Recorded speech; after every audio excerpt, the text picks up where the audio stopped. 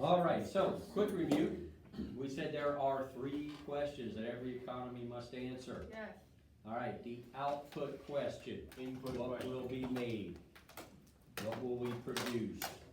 All right, remember what we really meant, or should we produce consumer goods or capital goods? Well, since you can't produce 100% of either, that comes down to a question of spending versus saving. When we as consumers are spending, we're buying consumer goods. When we're saving, we're buying capital goods, in effect. Command economist says it's up to the government. Market economist says nonsense, let the market work. So in that example, that means the interest rate regulates. All right, in other words, when interest rates happen to be low, we tend to spend, buy consumer goods. When interest rates are high, we tend to save, which means we're buying capital goods. All right, then we had the input question. How will it be produced? What we really meant is, should we use more labor or more capital? All right, some businesses are labor intensive, some are capital intensive. There's advantages to each. The command economist says it's up to the government. Market economist says nonsense. All right, let the market work. And in that instance, it means let each business owner decide for themselves whether they should use more capital or more labor to maximize their profits. None of the government's business. So we have one of the questions still remaining. Kind of the big question, right? That's the distribution question, which is, who will receive what is produced? Now we know what we're producing, how we're producing it. Who will receive what is produced? In other words, who gets the money? The GDP, the gross domestic product, that's all the goods and services. Who gets that stuff? Well, whoever has the money, right? So who gets the money? That's what the distribution question is. And it goes back to, way back when we talked about the 4 primary economic goals. Anybody remember what was the last of the 4 primary economic goals? Lower unemployment. No, that was one of them. A fair distribution of the income. All right, so who gets the money? Well, we know one thing, we want it to be fair. But what's the problem with that? What is fair? Exactly. Why do you space them out so much?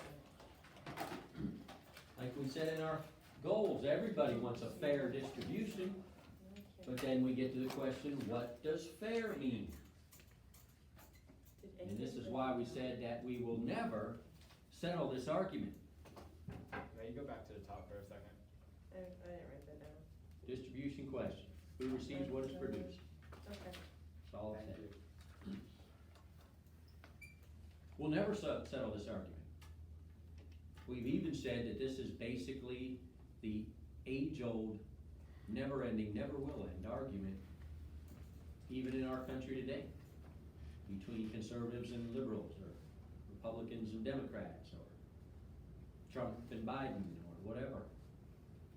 At the essence of the argument, at least when it comes to economic issues, is what does fair mean? If you ask President Trump or any Republican, don't you want things to be fair? They go, absolutely. You ask Joe Biden or any Democrat, don't you want things to be fair? Absolutely. So they agree, they just disagree on what fair is. All right, so a command economist. All right. What's a command economist? Always how do they answer questions? Who's it up to? The government. All right, so.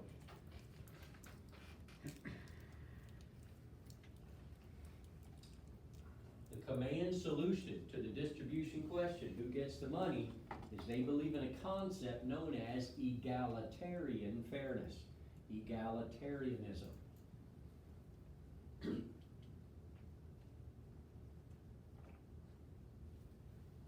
Now we're getting down to some reality, all right? This is what the big argument in economics is all about. Our most recent Democrat president, Barack Obama, described himself as an egalitarian. Right? It's how he views fairness.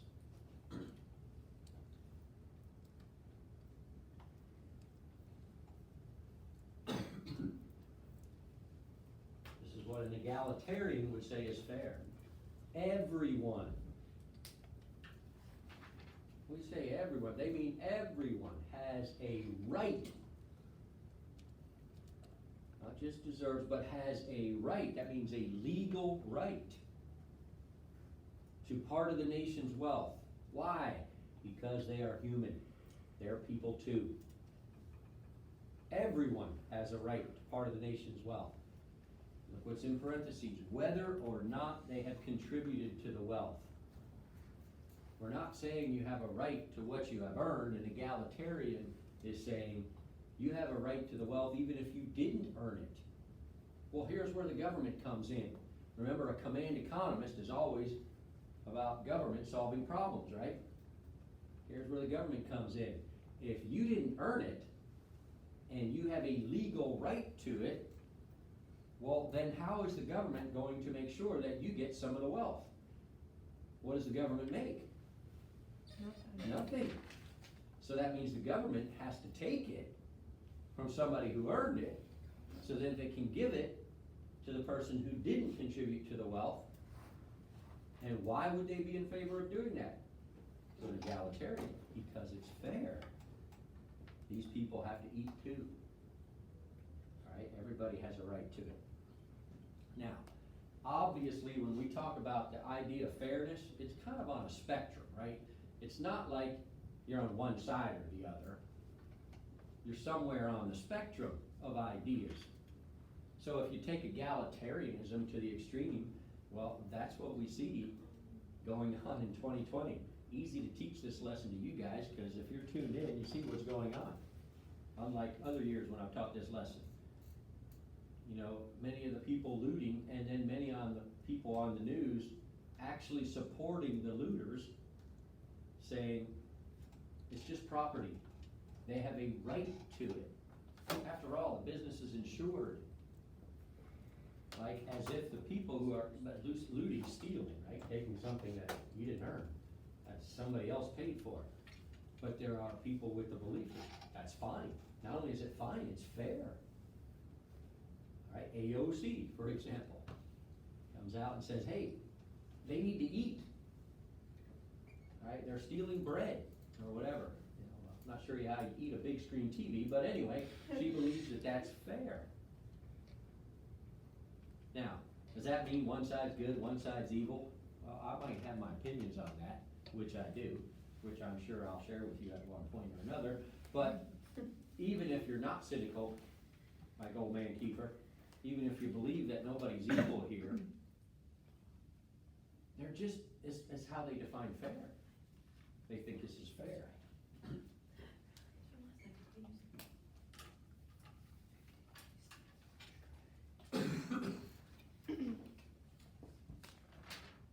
Egalitarianism cannot be accomplished. We can't get everybody part of the nation's wealth unless the government steps in. That's why it's the command economist solution, and the only way to do that is to redistribute the wealth. See, when we all go to school and get a job and earn our paycheck, the wealth of the nation has been distributed, hasn't it? Some people have a lot, some people have a little, some people have an in-between amount, maybe some people have nothing. The wealth has been distributed. Well, if that's not fair, and to an egalitarian, that's not fair, it has to be redistributed. Well, it can't be redistributed by anybody except the government. So that's where the command planned economy comes in. In other words, they're going to take it from those who have it, and they have it because they earned it, and they're going to redistribute it to somebody who doesn't have it. Why? Because it's their right. They have a legal right to what somebody else earned. The beauty of our country is you get to form your own opinion. on what you think is fair. Any questions on egalitarianism? Reminds me of a story, true story, happened way back in 2008 before you were paying attention to these things. There was an election between Barack Obama and John McCain. Right, George W. Bush's 2 terms were up. We're getting a new president, one way or the other, right? And Barack Obama was a self-described egalitarian, right? And whatever you might think of him, one thing he is very good at, he's a talented communicator and speaker, a very charismatic personality, very likable, and very good at reading a teleprompter. Right, where teleprompters are, means your remarks are carefully prepared by speech writers to make sure that you appeal to a wide base of people and you don't offend anybody. But when politicians get off teleprompters, they tend to say what they really think, not just Barack Obama, everybody, every politician does that, right? And that's when they sometimes get themselves in troubles. That's why their campaign managers and handlers like them to stay on script. Trump does it best. All right, but that's impossible, right? Even in this day and age, it's impossible to keep politicians completely on script. They're trying really hard with Joe Biden, right? Keeping him in his basement, doing very limited interviews. We even found out that Did you see the? his campaign gave the interviewers the questions they were allowed to ask, all right? And then his answers were on a teleprompter, all right? He already knew the questions, so they already had prepared the answers for him to read, which is obviously not an interview. All right, but anyway, they're trying hard, but even that's impossible, and when he goes off script, he'll usually, no, he'll always say something ridiculous, all right, because he's Joe Biden. All right, all politicians mess up sometimes. He messes up all the time. All right, he's gaffe prone. Everyone would agree on that. He's gaffe prone. All right, so let's go back to 2008.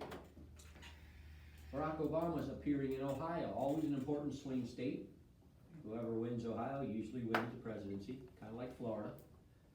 And he had done a campaign event, done a great job reading his teleprompter, and then he decided he was going to take a walk through that town's neighborhood. Sure, his campaign managers weren't happy about that. Well, there were news crews there who followed him with their TV cameras, put on the news. Kind of newsworthy, right? Pretty cool. Any guy wants to be president, he's walking down the street looking for somebody to talk to, somebody that wasn't at the event. Well, he found somebody, a guy named Joe Wurzelbacher, who is now forever known in American politics as Joe the Plumber. He's just a regular guy. He was literally out in his front yard throwing a football with his son. And walking down the street comes candidate for president Barack Obama, followed by a bunch of news cameras, right? Weird, in your neighborhood. Well, Joe the Plumber goes up to Barack Obama and they have a conversation. And he says, hey, can I ask you a question? And Barack Obama's absolutely, right? This is what he's doing this for. He wants to engage with the people. So Joe the Plumber tells him, introduces himself, tells him that he's works for a plumbing company, but his goal, what he's trying to do is to start his own plumbing company. Not be an employee, but be an entrepreneur, right? Take a risk. See if he can start up his own plumbing company.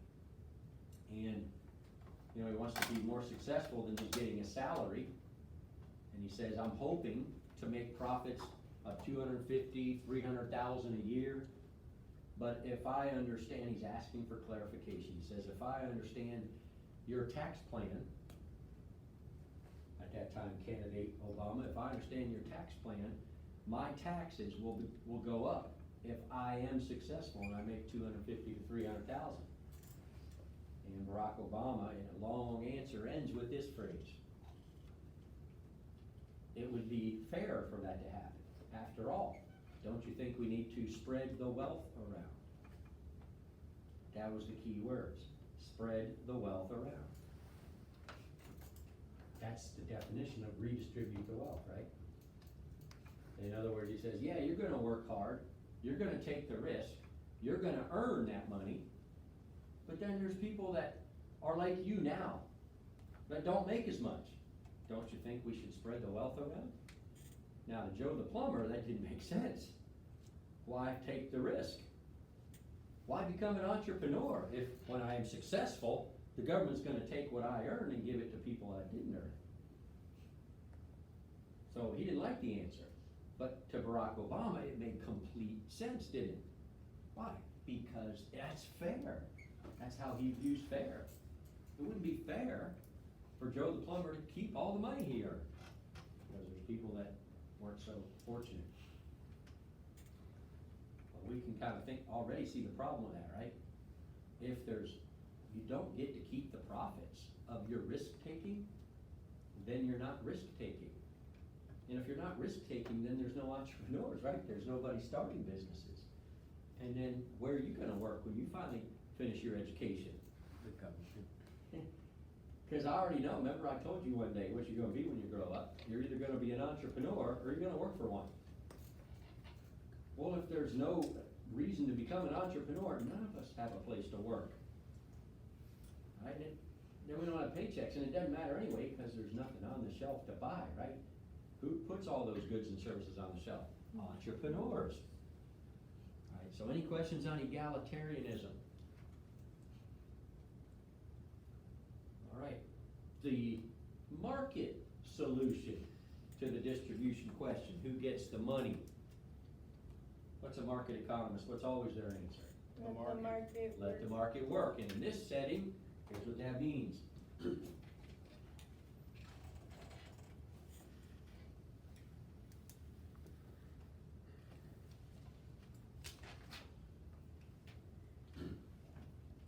A market economist believes in a concept known as libertarian fairness. Libertarian, like from liberty, like freedom. That's what's fair. Very different from an egalitarian. Very different from a command economist.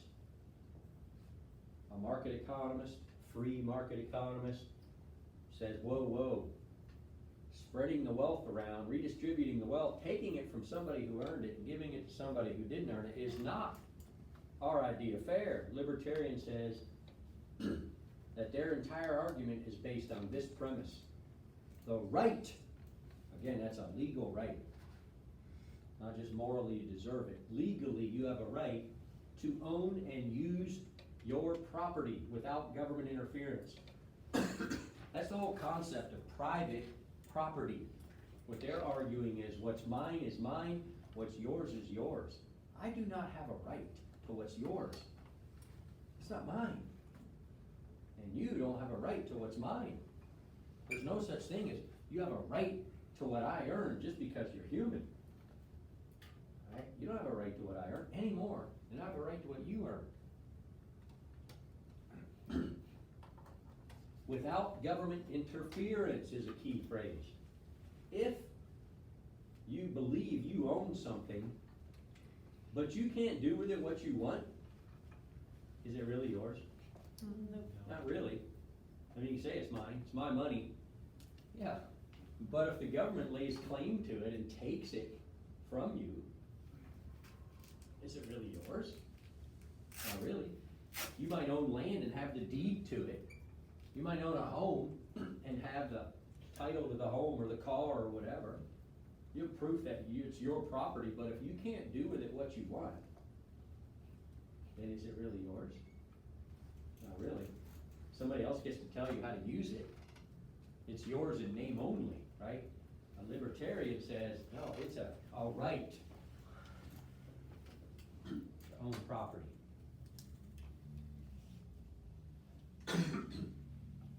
The argument goes this way, that the wealth of this nation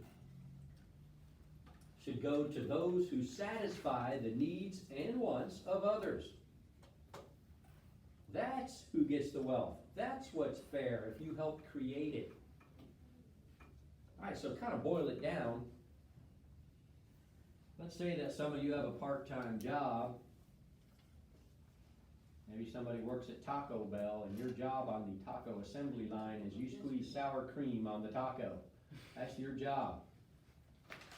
You deserve part of the nation's wealth. Why? Because you satisfied the needs and wants of others. Otis, No, does he deserve the wealth? no. No. He's not doing a thing.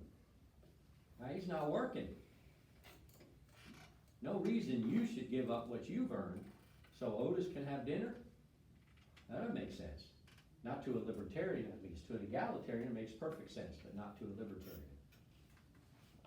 So, I wanna spend some time talking about this. Adjust your perspective on life.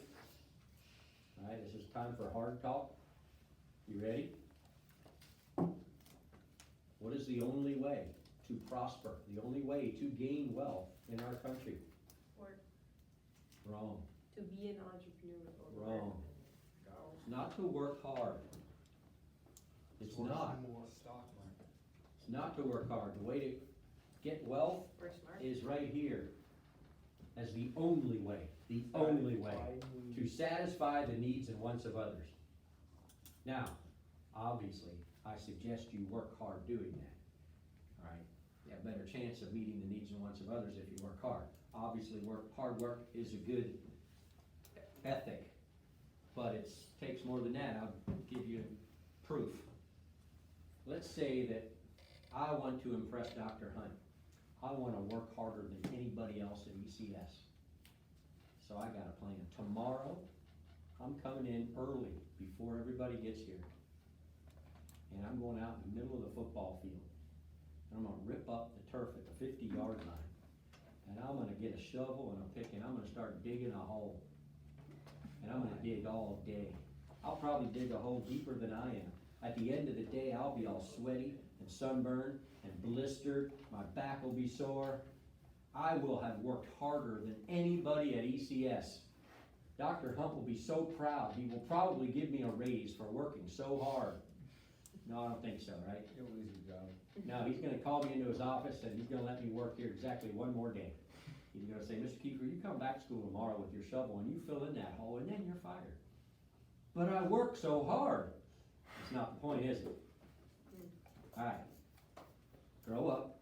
Little league's over. Alright, there's no points for effort. In the real world, what everybody's telling you about, you're about to go into, right? There is no points for effort. Nobody is gonna care. Your boss is not going to give a rip snot how hard you worked. They're gonna wanna know one thing. Can you and did you get the job done? The definition of get the job done is meet the needs and wants of others. Alright? I have a job description. Dr. Hunt is paying me to do certain things. He hopes I work hard at it. But bottom line, if I get the job done, I get paid. I quit getting the job done, he can even think I'm a likable guy, but he's still gonna fire me, isn't he? Alright, and that's the way your boss is gonna be. Think of it. If you owned a business, you were the risk taker. You got your own money tied up in a business. You gotta pay the bills, and you hire somebody. No matter how nice they are, no matter how hard they work, if they don't get their job done, what do you have to do with them? You gotta fire them, right? You gotta let them go. They're costing you money instead of making you money. So never forget it. You cannot, will not ever prosper because you worked hard. Not alone, at least. You have to figure out a way to meet the needs and wants of other people. To the degree to which you can do that, that's the degree to which you will prosper. Alright, the person, the teenager at Taco Bell squeezing sour cream on the taco, to a libertarian, deserves a small part of the nation's wealth because some people, like Mr. Kiefer, like sour cream on their tacos. And I would like somebody to squeeze it on there. So I'm willing to pay them to do that. Right? They deserve part of that wealth. Alright, some people, like Tom Brady, he makes a lot more than that teenager, doesn't he? Alright, and what does he do? He throws a ball. But he does it, usually, better than anybody else. Yesterday he had a pick six, cost him the game, right? But usually, throughout his career, he has done that at such a degree that he earns tens of millions of dollars a year. And who is it paying them? We do. We have the want, maybe not the need, you might argue it's a need, to be entertained by athletes or musicians or actors or whatever other entertainers. Surgeons might make a lot, teachers don't make a lot. Some people say, how can Tom Brady make so much and Mr. Kiefer makes so little? I make more of a difference to the world than he does. He throws a ball. I shape young lives. Hey, I got no problem with it. Why? Because that's how it works out. People are willing to pay more for what he does than they are for what I do. Right or wrong, it's the way it is, right? We're both, though, deserve part of the wealth. Why? Because we met the needs and wants of others. So you will, once again, you will prosper to the degree that you can figure out a way to use your God-given talents and your interests, figure out a way to use those abilities to meet the needs and wants of others. And then you too will deserve part of the nation's wealth, according to a market economist, a libertarian.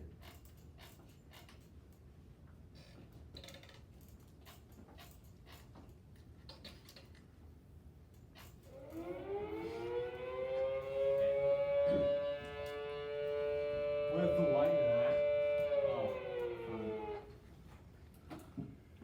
The lightning silliest warning interruption we ever system had. has signaled an I alarm. mean, we were gonna go outside for economics, but now that changes Outdoor everything. We better stay here. At I this like time, in the middle of a bridge. please suspend all outdoor activity at this time.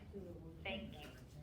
Alright, so let's look at some more of the definition of libertarianism. They believe in this concept of what we would call economic Darwinism. Alright, survival of the fittest. Now, we're not talking about the origin of life. That's why it's in quotations. We're talking about economics. So it's kind of the survival of the fittest. In other words, if you can't or won't produce, you don't deserve any of the wealth. At least you have no legal right to it. Based on what? You didn't help create that wealth. This is what a market economist would say. Now, again, there is a difference between can't and won't, right? Some people can't produce the nation's wealth. 6 months old. I mean, nobody's gonna say, hey, get a job. If you wanna eat, get a job. Right? 6 months old. Still messing in his diaper. You can't get a job. Or an elderly person Still messing that with is in a nursing home or whatever. Yeah, they get to eat. We're not gonna tell them, you gotta earn it. Get a job. Alright? That's the can't. That's a little bit different than Otis, right? Otis, your classmate who hasn't shown up yet. Last I heard is out on the beach smoking dope. Alright, he's able-bodied, he's healthy, got a sharp mind, what's left of it. He could get a job, he just doesn't want to. He won't work. Alright, I know there's a difference, but what a libertarian is saying is you don't have a legal right either way. Now, we have no problem sharing that wealth with 6 months old and elderly people and whoever else, for whatever reason, can't help produce the nation's wealth. We understand. They're human, they need to eat. It's not through a decision, they're not lazy. But it doesn't mean they have a legal right to it. Doesn't mean they should win a lawsuit to take your wealth. Let's go back to this one. It's your property. You have a right to use it the way you see fit without government interference. In fact, if you see somebody who's needy and can't provide for themselves, what should we do? Yeah, help them. All right, help them. But whose money is it? It's ours. It's yours, man. You can spend it, you can save it, you can bury it in a yard, you can eat it, you can give it away. It's yours to give away. But the point to a libertarian, to a market economist, is it's not the government's to give away. They didn't earn it. You earned it, so it's yours to give away. And slam dunk. Nail shut the argument in favor of libertarian fairness. Personally, I think you figured out I'm more of a market economist, right? I think you figured that out. Personally, this is the end of the argument. There is no way an egalitarian can refute this inescapable fact. To practice egalitarian fairness like a command economist prefers, this is the only way to do it.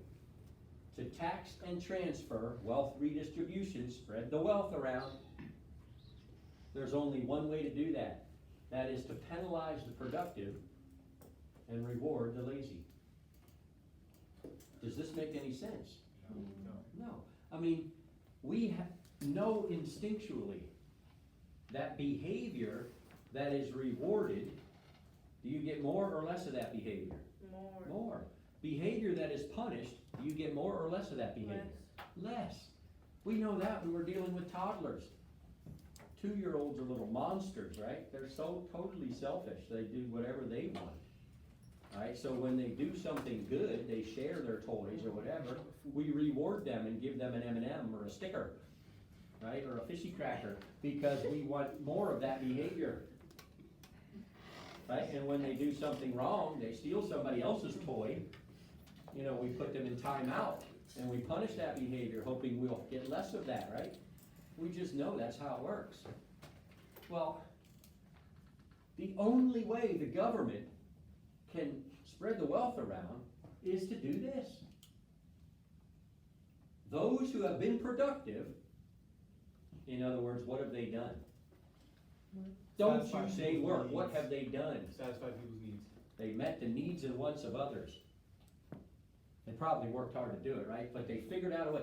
What does it meet the needs and wants of others mean? Make somebody's life better. Isn't that what it means? You've figured out a way to use your talents and abilities to make somebody else's life better. By squeezing sour cream on a taco, thank you, you made my life better. By throwing a football around a stadium on Sunday afternoon to entertain me, thank you, you made my life better. To teaching seniors economics so they could not be ignorant, I'm making your life better. Alright, whatever it is you do at your part-time job, whatever your career is gonna be, what you're gonna be doing is making other people's lives better. Alright, so your reward, here comes the government. You have made other people's lives better to a great degree. Here's your reward. We're gonna punish you and take what you produced and reward Otis, We need Otis.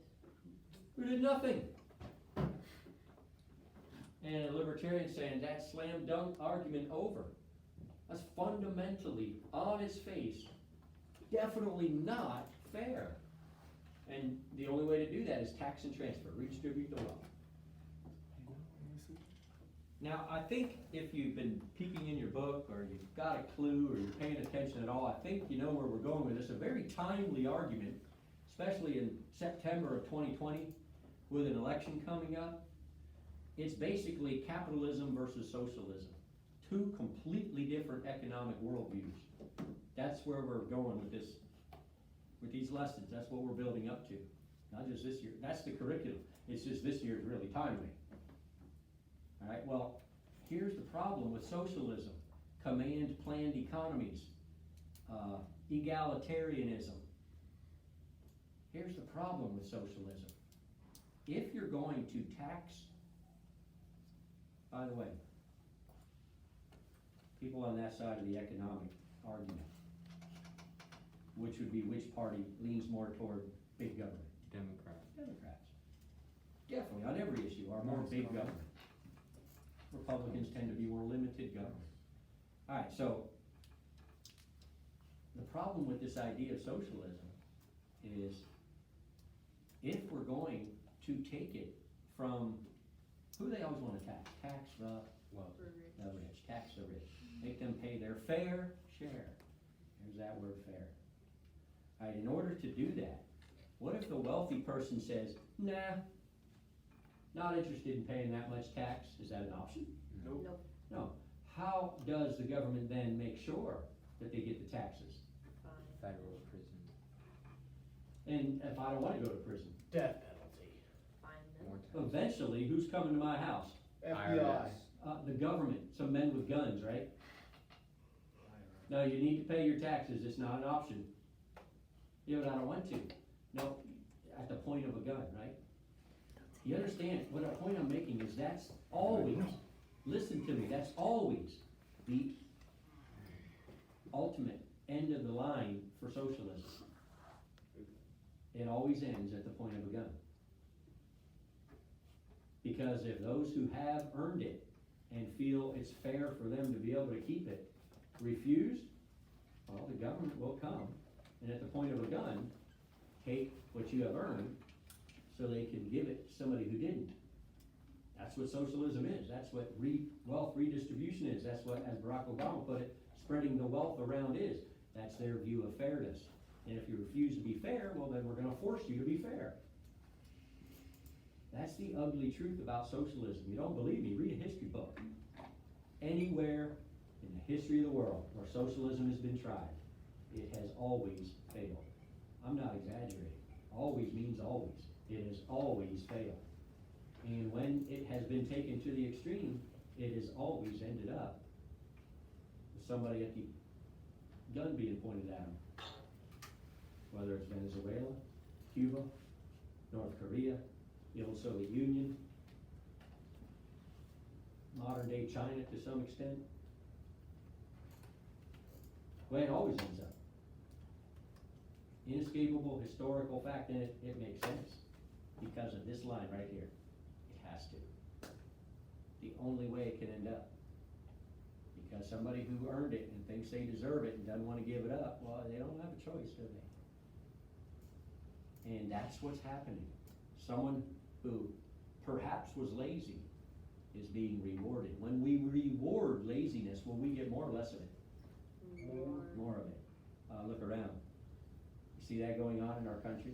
People who have done nothing, but they think they have a right to something. How about the looters? How about the protesters? Literally going and screaming at people in their homes. Get out of your house, it's ours. We want your house. Based on what?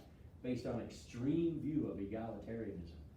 They believe they have a legal right to it. It's an extreme view. But if you reward laziness, you get more of that behavior.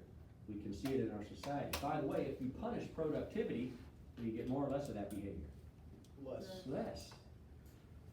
Right? You see people whenever they have an opportunity, even during the coronavirus, we're gonna give you a stimulus check, a coronavirus stimulus check because you can't work right now.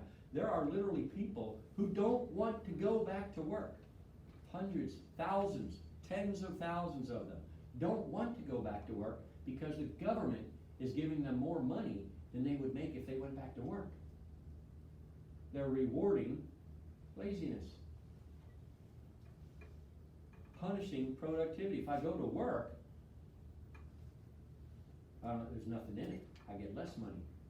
If I stay at home, I get more money. Their boss is saying, all right, restaurant's open, come back to work. No, it's unsafe. Danger, I'm not going back to work. Yeah, well, why would they? Getting rewarded for staying home. Now, I'm not arguing whether we should or shouldn't have helped people in need during the coronavirus. That's a whole separate argument. I'm just saying, it's making this point, when you reward behavior, you get more of it. When you punish behavior, you get less of it. It ain't even, you don't, when I keep saying look around at our society today, you really don't have to. I mean, it's just common sense. That's why we treat 2-year-olds in the church nursery the way we do. Dylan? Didn't they give adults more money than they gave kids too, on the stimulus checks? You have to Probably. pay taxes to get a stimulus check. I know, but I was against those payouts. I got some of them, I didn't give them back because it's my money. It's not like they're giving me something I didn't earn. yeah. They're giving me some of my money back, so thank you, I'll put it in my pocket. But I didn't ask for it, I don't think it was necessary,